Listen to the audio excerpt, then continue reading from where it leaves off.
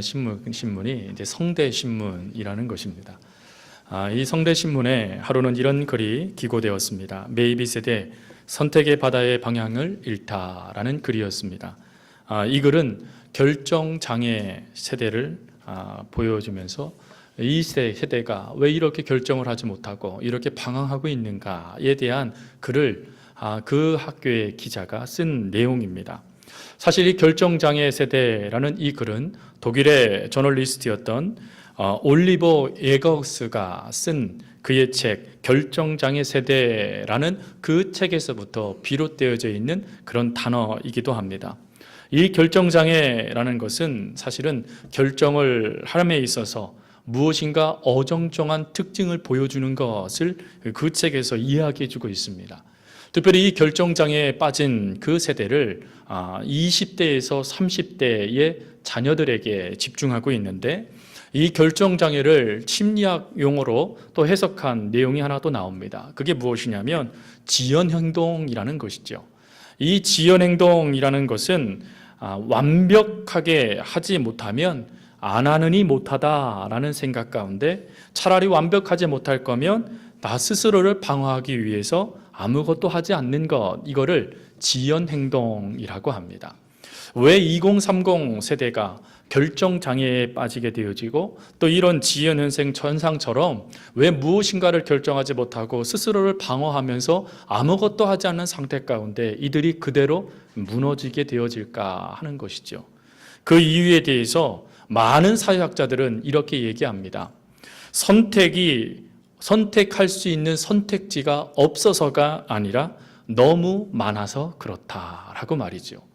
사실 우리가 살아가는 이 시대는요, 정말 급변하는 시대입니다. 예전에는 핸드폰 하나가 발명되어져서 이 스마트폰이 나오게 되면 최소 1년이라는 시간이 있어야 그 다음 기종이 만들어졌죠. 근데 요즘에는 이 주기가 얼마나 빨라졌든지 3개월이 지나지 못해서 새로운 모델, 새로운 기능의 스마트폰이 나올 정도로 이 시대는 너무나 빠르게 과학과 또 사회와 문화가 바뀌는 시대라고 합니다. 다양한 것들이 너무나 많다 보니까 내가 무엇을 선택해야 될지 또 그 선택의 결과가 무엇일지를 도무지 유추할 수가 없어서 그래서 어쩌지 못해하며 하소연하며 그냥 모든 것을 포기해버리는 이런 결정장애의 세대에 우리 젊은이들이 삶을 살고 있다라는 것이죠. 아마 이 말을 여러분들이 만약에 그 글을 읽게 되어진다면 이렇게 반문할 수 있으실 겁니다. 결정이라는 것은 모든 사람들이 다 하고 있는 거니까 그거 뭐 그렇게 큰 어려움이라고 생각하지 말고 무엇인가 하나 딱 결정하면 된다고 그렇게 이야기하실 겁니다. 그런데 여러분, 기성세대와 지금 이 결정장애 세대는 사실은 다른 시대의 삶을 살아가고 있습니다. 예전에 우리들만 같으면 기성세대 같은 경우는 사실 두 가지 중에 하나를 선택하면 됐었죠. 예를 들면 이런 겁니다. 가끔 아이들한테 어려운 질문, 선택 불가적인 질문할 때가 있죠. 그 질문이 뭐냐면 아빠가 좋아? 엄마가 좋아? 이런 겁니다. 여러분 어떻게 아빠만 좋고 엄마만 좋겠습니까? 다 좋은 거죠. 선택할 수 없어요. 그런데 이것은 선택할 수 없지만 선택할 수 있는 질문들이 하나가 나타납니다. 그게 뭐냐면 중국집에 가면 늘 하는 거 있잖아요. 짜장면 먹을래? 짬뽕 먹을래? 또 냉면집에 가면요. 물냉 먹을래? 비냉 먹을래? 둘 중에 하나만 선택하면 됩니다. 그게 우리가 살아왔던 시대이죠. 그래서 무엇인가 하나를 포기하고 무엇인가 하나를 붙잡으면 되는 시대를 기성세대 분들은 살아오셨습니다. 그런데 현재의 시대는 안 그렇다라는 것입니다. 한 예를요, 치킨집의 메뉴를 통하여서 확인할 수 있습니다. 아마 기성세대 분들은 이미 아시겠지만 예전에 통닭 그러면 시장 통닭, 그것도 아니면 모 체인점의 나타남을 통해서 양념 통닭이라는 게 나타나서 후라이드를 먹을 것이냐 양념을 먹을 것이냐 그 결정만 하면 됐었지요.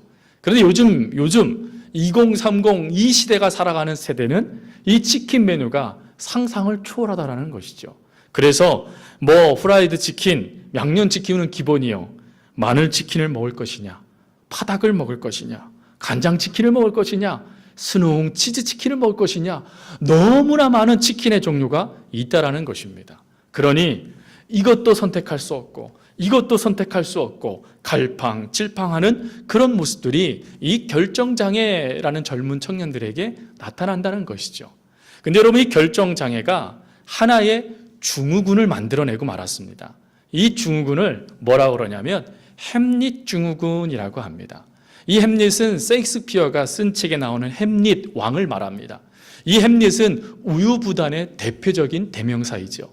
즉 아무것도 하지 않고 우유부단하게 이도 저도 좋은 것도 나쁜 것도 없는 어정쩡한 세대의 삶을 살아가는 증후군 가운데 있는 이 시대의 젊은이들의 모습을 바로 이 기고문에서 기록하고 있었습니다.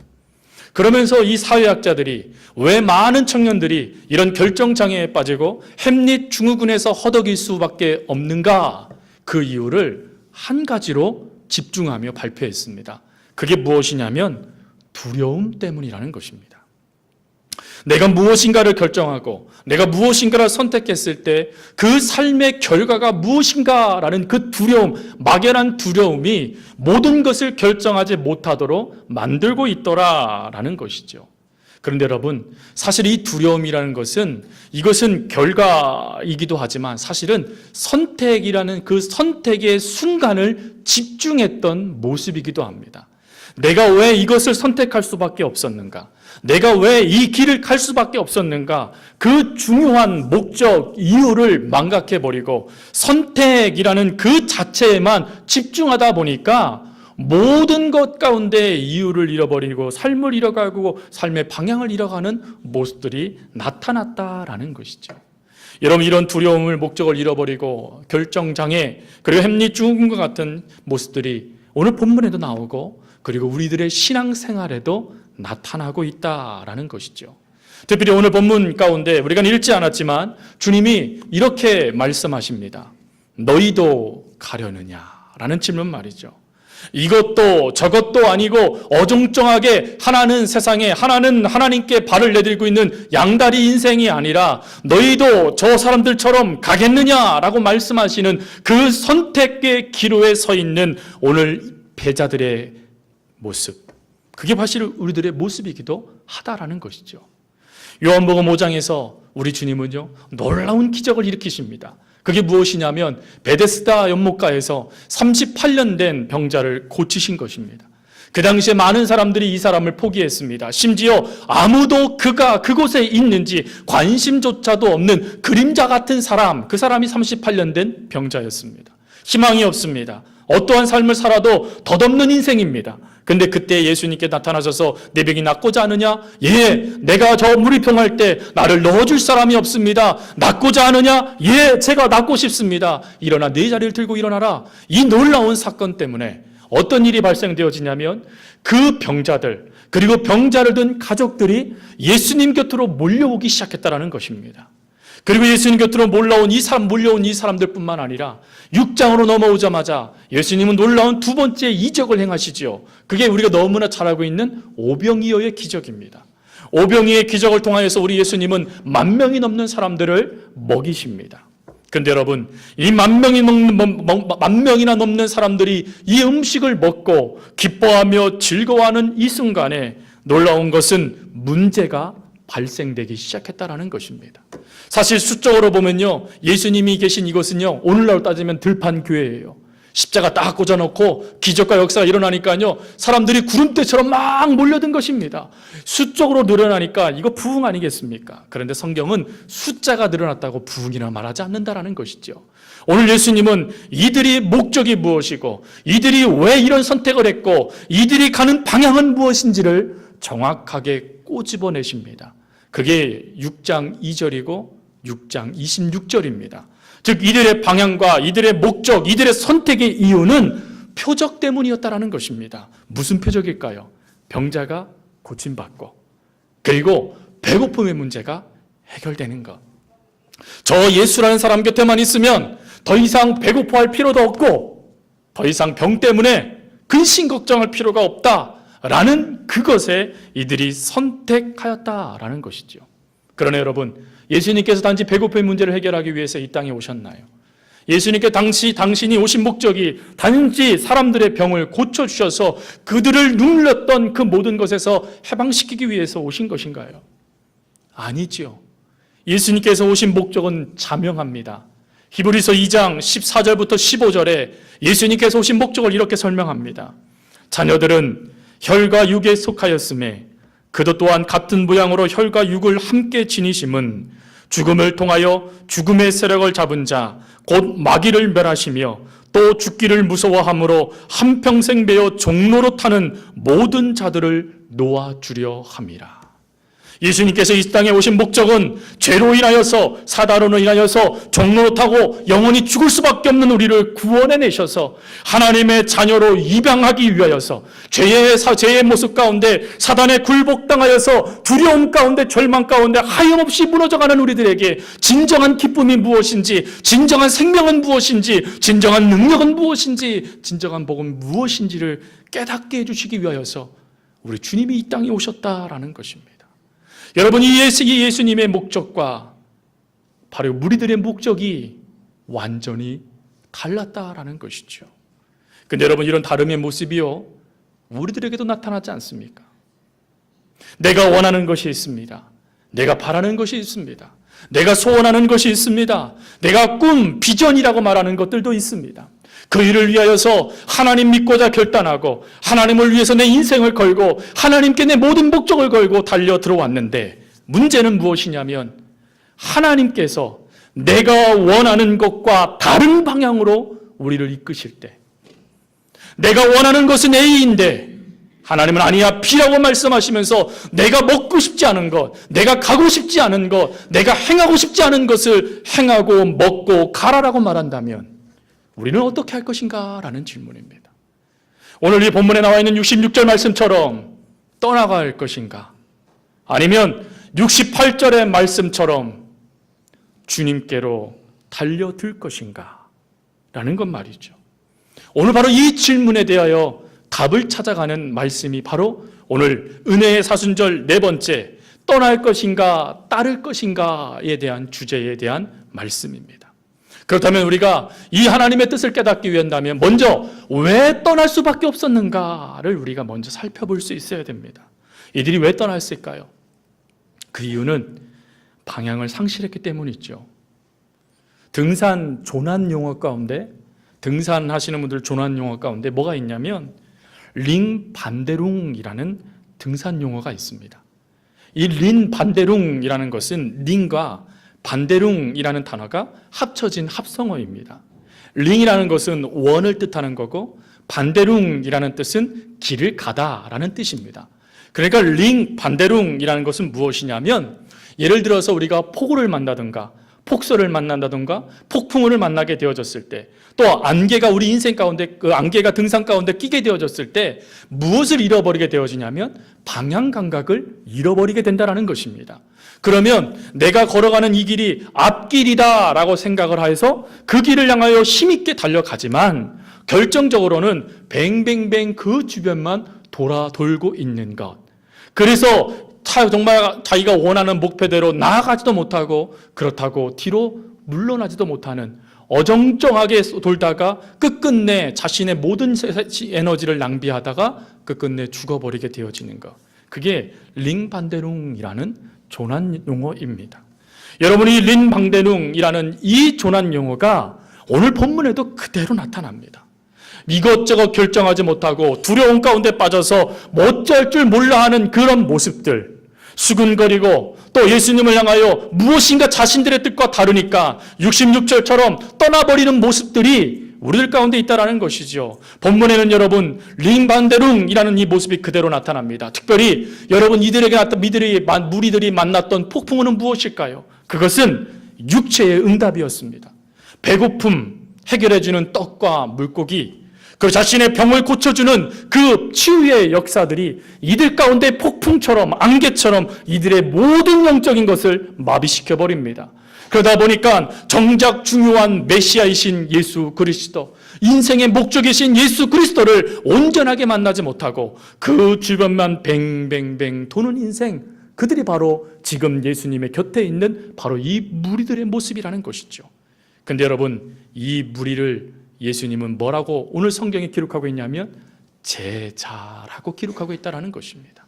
즉 우리가 신앙생활 할 때도 예수님을 믿고 따라가는 제자라고 말을 하면서도 불구하고 내 인생의 목적이, 내 방향이 어디를 가리키고 있느냐에 따라서 예수님께로 직접적으로 달려오는 인생이 있는가 하면 어떤 인생은 린반대농처럼 뱅뱅뱅뱅 내 인생의 모습들만 돌다가 주님 만나지 못하고 끝나버리는 그런 모습들이 나타나게 되어진다라는 것이죠. 여러분, 지금 예수님 주변에 있는 이 수많은 사람들, 이 들판교회에 있는 이 수많은 성도들이 바로 이런 링반다룽의 모습 가운데 고난받지 못하여, 구원받지 못하여 조난당하는 이와 같은 모습이 바로 오늘 신앙생활 가운데도 그대로 나타나지 아니합니까? 우리들이 하나님을 섬긴다고 합니다. 하나님의 뜻대로 산다고 합니다. 주님만이 우리들의 인생의 목적이라 말하고 주님 뜻대로 살겠다라고 말합니다. 그러나 우리 주님의 그 목적과 방향이 내 생각과 다르면 여지없이 우리에게 뭐라고 무린 모습들이 나타나냐면 하나님은 나를 사랑하지 않으신다라고 말하고 믿어도 소용없다라고 말하고 기도해봤자 아무 소용이 없다라고 말하는 것이 우리들의 모습 아닙니까? 폭풍과 인생 가운데 수많은 질고와 고통이 여러분들을 휘감아 놓습니다. 그런데 그럼에도 불구하고 오늘 주님이 우리들에게 원하시는 것은 무엇이냐면 그것에 휩쓸려 이리저리 헤매는 것이 아니라 예수 그리스도를 선택하는 것, 그거를 하나님께서 우리들에게 요청하신다 하는 것이죠. 그럼 왜 또 이 사람들이 또 무너졌을까요? 두 번째 이유가 또 있습니다. 그 이유는 방향만 잘못된 것이 아니라 대상도 잘못됐기 때문에 그렇습니다. 여러분, 지금 이들이 바라보고 있는 대상은 누구입니까? 예수입니다. 그런데 놀라운 것은 이들이 바라보는 예수를 이들은 뭐라고 평가하냐면 왕으로 평가합니다. 즉 예수님이 인생에 우리들의 영혼을 구원해 주실 분이 아니라 예수님은 우리의 필요를 채워주는, 보호해주는 왕이다라고 사람으로 집중했다라는 것입니다. 피트 월슨 목사님이 쓰신 책 중에 하나님인가 세상인가 라는 책이 있습니다. 아마 읽어보시면 너무 좋으신 책일 겁니다. 근데 이 책에 보면 이런 글이 있습니다. 하나님만이 줄 수 있는 것을 하나님이 아닌 다른 것에게 찾는 것, 이것을 우상숭배라고 이야기합니다. 그러면서 이 우상숭배에 대해서 쭉 여러 가지를 설명하면서 그 질문들을 하게 되어지는데 그 질문 중에 몇 가지가 있는데 첫 번째로 이런 질문을 합니다.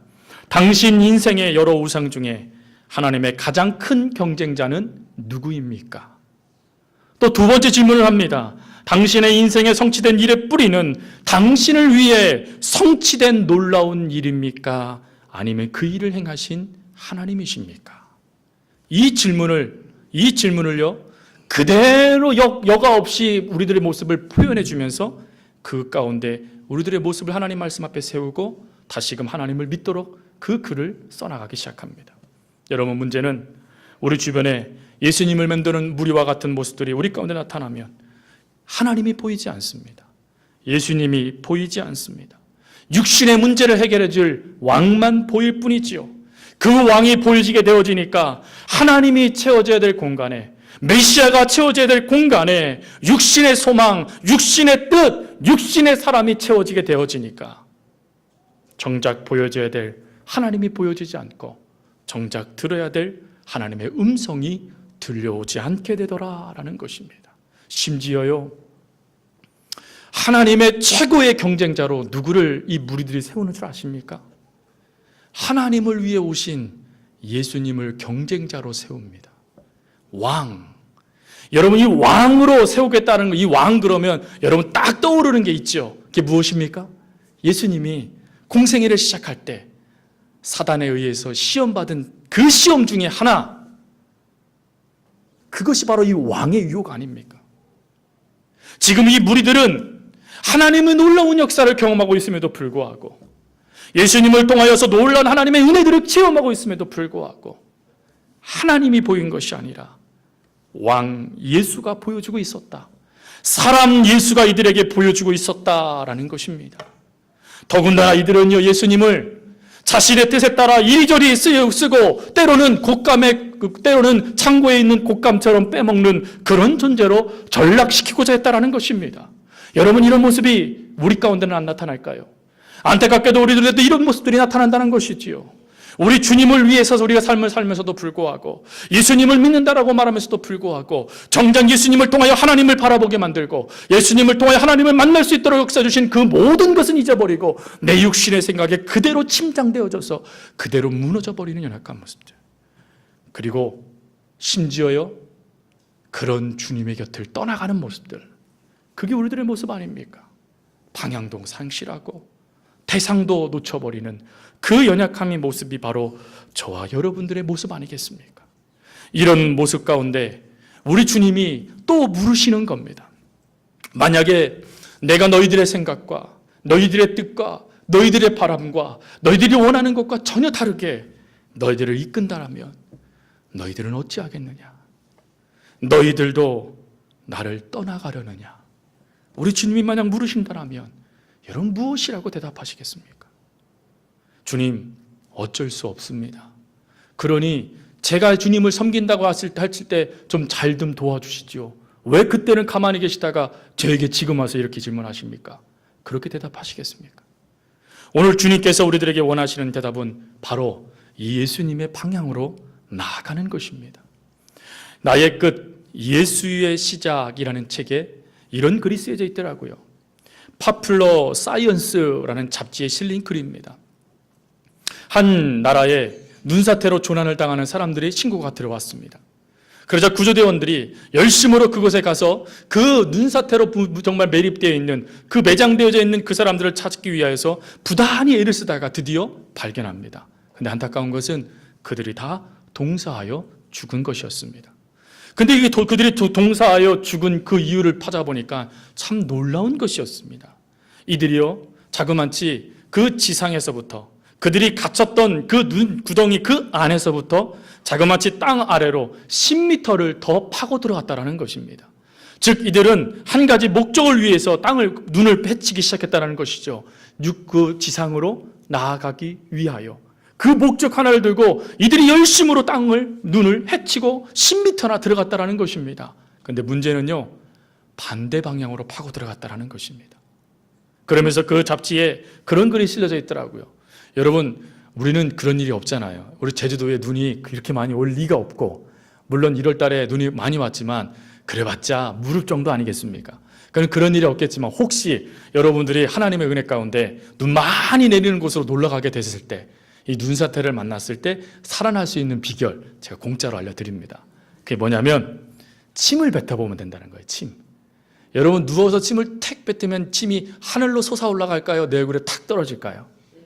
내 얼굴에 탁 떨어지죠. 왜 그렇습니까? 중력 때문이죠. 그래서 눈 속에 갇히면 침을 탁 뱉어보라는 것입니다. 그러면 지금 내가 땅 아래로 있는지 아니면 땅 위 반대로 있는지를 확인할 수 있다는 것입니다. 제가 왜 이 말씀을 드릴까요? 여러분, 우리들이 걸어가는 인생의 방향이 사실은 이렇다라는 것입니다. 주님의 뜻을 발견하기 위해서, 주님의 하나님의 말씀을 뜻대로 살아가기 위해서 우리들도 모르는 사이에 우리들은 마치 눈을 헤치는 10m나 파고 들어가는 사람들처럼 우리들도 모르는 사이에 구덩이를 파기 시작한다는 것입니다. 이곳에 예수님이 계실까? 이곳에 예수님의 뜻이 있을까? 이곳에 주님의 말씀이 있을까? 그것을 묻지만 정작은 내가 원하는 것을 발견하기 위해서 말이죠. 하지만 구덩이를 파보신 우리 남자 성도님들은 아실 겁니다. 참호를 파보신 분들은 아실 거예요. 그곳에 보이는 것은 흙이고 그곳에 보이는 것은 나밖에 없습니다. 즉 내 인생의 방향을 하나님이 아닌, 예수님이 아닌 다른 곳으로 파고 들어가다 버리면 결정적으로 메시아이신 예수 그리스도를 우리가 만날 수 있는 길이 전무하다라는 것이죠. 여러분, 왜 우리가 예수님께서 허락하신 예수님의 이 방향으로 우리가 걸어가야 될까요? 그 길은 십자가의 길입니다. 그 길은 고난의 길이에요. 그 길은 멸시의 길이고요. 그 길은 조롱의 길입니다. 왜 우리가 그 길을 걸어가야 되느냐 말이죠. 그 이유에 대해서 예수님은 이렇게 말씀하세요. 그 길 끝에 하나님이 계시다. 그 영생의 길 끝에 하나님이 계시다라고 말씀하신다는 것입니다. 즉 우리가 예수님의 길을 걸어가다 보면 그 길 가운데 때로는요, 넘지 못할 산과 같은 무엄청나게 큰 목사들 가운데 우리가 주저앉을 수도 있습니다. 때로는 인생의 수많은 비바람과 눈보라 가운데 또 험한 파도 가운데 그것에 허덕이고 그것에 그대로 무너지는 연약함도 우리 가운데 나타날 수 있습니다. 심지어 나의 선택과 내가 기대하는 것, 그 기대하는 것과 반대되게 하나님의 우리들의 인생을 이끌어 가실 때도 있으실 겁니다. 그리고 결단하여 그래 내가 하나님 뜻대로 살아야지 결단했지만 여전히 해결되지 않는 문제들, 여전히 내 삶을 억압하는 것들이 여전히 남아있어서 나를 옥죄이고자 하는 모습들도 있으실 겁니다. 또 그것뿐입니까? 주님을 위해 선택을 했는데, 주님을 위해서 이 모든 것을 결정했는데 여전히 절망이고 시작부터 우리를 넘어뜨리는 것들이 여러분 삶 가운데 가득할 수도 있을 것입니다. 그럼에도 불구하고 오늘 하나님은 우리에게 뭐라고 말씀하시냐면 너희도 가겠느냐? 이 모든 것을 버리고 영생의 길, 빛의 길, 생명의 길이신 나를 통하여 역사하시는 하나님을 만나는 길이 아닌 세상의 소리, 세상의 욕심, 세상이 추구하는 것을 따라 하염없이 굴을 파고 그 안으로 들어가 너희들의 인생을 소진해 버릴 것이냐? 우리 주님이 물으신다라는 것이죠. 여러분, 이때 우리들이 할 수 있는 유일한 것은 예수 그리스도의 말씀은 예수 그리스도 앞에 쓰는 것입니다. 왜요? 예수님 우리 인생의 나침판, 우리 인생의 영혼의 나침판이기 때문에 그렇습니다. 예수님이 가르치는 그곳은 바로 하나님이 계십니다. 예수님이 가르치는 그곳에 빛이 있고, 예수님이 가르치는 그곳에 생명이 있고, 예수님이 가르치는 그곳에 우리들의 삶의 목적과 이유가 있다라는 것이죠. 여러분, 이것을 깨달았던 사도 바울은 무엇라고 고백하는 줄 아십니까? 표대를 향하여 나는 달려갑니다 라고 고백합니다. 표대이신 예수 그리스도, 이 예수 그리스도를 바라보며 자기는 달려가겠다라고 말하는 것이죠. 또 오늘 본문에 우리가 읽진 않았지만 68절 이후에 베드로의 고백을 보십시오. 베드로는 이런 고백을 합니다. 주의 영생의 말씀이 여기 계심에 우리가 어디로 가오리까? 이게 무슨 말입니까? 주님, 우리가 누구에게 가겠습니까? 영생이, 생명이 하나님이 예수님 곁에 있는데 말입니다. 저는 주님의 길을 가겠습니다. 저는 주님의 방향으로 가겠습니다. 저는 주님을 따르겠습니다. 이게 베드로의 위대한 고백입니다. 그 인생은요, 그 고백대로 살아가는 인생이 되었습니다. 여러분, 우리는 주님의 제자라고 합니다. 그러나 제자는 연약하지요. 연약하기에 주님은 뭐라고 그러십니까? 내가 대신 살아주마. 내가 대신 가주마. 내가 너를 업어주마. 우리 주님이 말씀하셨어요. 선택할 때 우리가 예수님을 선택하는 그 순간 예수님은 우리를 대신하여 살아주십니다. 우리를 대신하여 하나님 곁으로 우리를 이끌어가 주십니다. 이게 하나님께서 오늘 우리에게 주시는 은혜의 말씀입니다. 여러분, 무리처럼 이리저리 방황하다가 끊임없이 주어지는 하나님의 영광의 빛을 잊어버리고 메시아이신 예수님을 만나지 못하고 허덕이는 인생이 되시겠습니까? 아니면 그럼에도 불구하고 주님 의지하여 하나님, 나 주님만 바라보고 가겠습니다. 지금 내 상황, 내 모습, 내 주변의 모든 것들이 변화되지 아니해도 영생이 하나님께 있는데, 생명이 주님께 있는데, 그리고 내 모든 소망이 주님께 있는데 다른 것으로는 가지 않겠습니다 라고 고백하기를 우리 하나님께서 원하신다라는 것입니다. 그럴 수 있길 바랍니다. 아니, 그렇게 되셔야 됩니다. 그래야 하나님을 만나실 수 있으세요. 그래야 하나님의 놀라운 복을 경험할 수 있으십니다. 나는 하나님을 선택했지만 하나님은 내 인생을 책임져 주십니다. 나는 하나님을 선택했지만 하나님은 내가 살아가야 될 목적이 되어 주십니다.